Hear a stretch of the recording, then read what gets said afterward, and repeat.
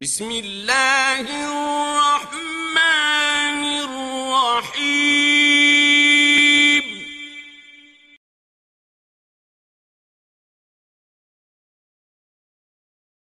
اور عبادت کیا ہے کہ انسان زندگی میں جو بھی کام انجام دیتا ہے وہ اللہ تعالیٰ کے قرب کے لیے، اللہ تعالیٰ کی بندگی کے لیے، اللہ تعالیٰ کی اطاعت کرتے ہوئے انجام دے۔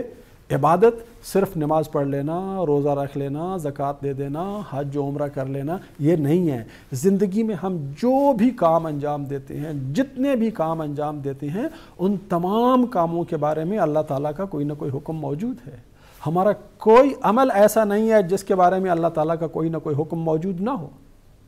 تو ہم اپنے اعمال کو اگر اللہ کے احکام کے مطابق انجام دے رہے ہیں، چاہے وہ اعمال سیاست میں ہیں، چاہے وہ اعمال تجارت میں ہیں، چاہے وہ اعمال معاشرت میں ہیں، چاہے وہ اعمال خاندانی زندگی میں ہیں، چاہے وہ اعمال گھریلو زندگی میں ہیں، جس بھی شعبہ زندگی سے کوئی عمل تعلق رکھتا ہے، تمام اعمال کو اللہ تعالیٰ کے حکم کے مطابق انجام دینے کا نام ہے عبادت۔ عبادت عبد سے ہے، جیسا کہ ایاک نعبد و ایاک نستعین کے ذیل میں ہم بیان کر چکے ہیں۔ عبد غلام کو کہتے ہیں، اور غلام کی اپنے مالک کی مرضی کے سامنے کوئی مرضی ہوتی ہی نہیں ہے۔ جس زمانے میں غلام ہوا کرتے تھے تو غلام کی اپنے مالک کے سامنے کوئی مرضی نہیں ہوا کرتی تھی۔ مالک جب اسے سونے کے لیے اجازت دیتا تھا وہ سوتا تھا، جب مالک چاہتا تھا وہ جاگ جاتا تھا۔ جو بھی اس کی زندگی کا کام ہوتا تھا وہ مالک کے حکم سے، مالک کی مرضی سے ہوتا تھا، اس کی اپنی کوئی مرضی نہیں ہوتی تھی۔ اعبدوا ربکم الذی خلقکم والذین من قبلکم لعلکم تتقون۔ یہاں ایک اور چیز بھی واضح ہو رہی ہے کہ عبادت کا حقدار صرف وہ رب ہے جو خالق ہے۔ اعبدوا ربکم الذی خلقکم، یہاں سے یہ بھی پتہ چلتا ہے کہ اللہ کے علاوہ نہ کوئی رب ہے نہ کوئی خالق ہے، اس لیے کہ اللہ کے علاوہ معبود کوئی نہیں ہے۔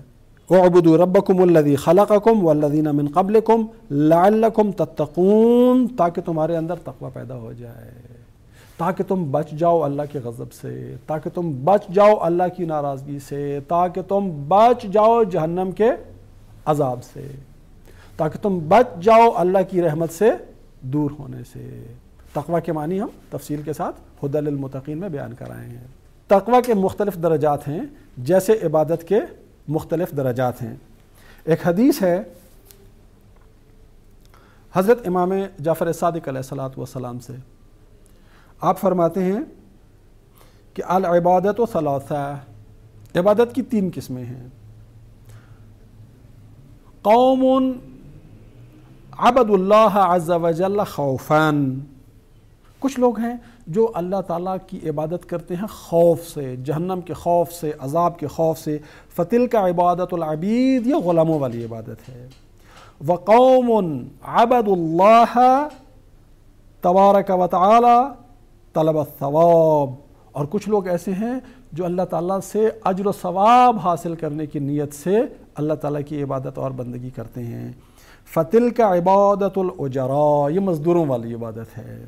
وَقَوْمٌ عَبَدُوا اللَّهَ عَزَّ وَجَلَّ حُبًّا لَهُ، اور کچھ لوگ وہ ہیں جو اللہ تعالیٰ کی عبادت اس لیے کرتے ہیں کہ انہیں اللہ سے محبت ہوتی ہے، محبت کی وجہ سے جنت اور جہنم کے خوف اور لالچ سے بالا تر ہو کر اللہ کی محبت میں اللہ تعالیٰ کی عبادت کرتے ہیں، اللہ تعالیٰ کی محبت میں اللہ تعالیٰ کی اطاعت کرتے ہیں۔ فَتِلْكَ عبادت الأحرار، یہ آزاد لوگوں کی عبادت ہے۔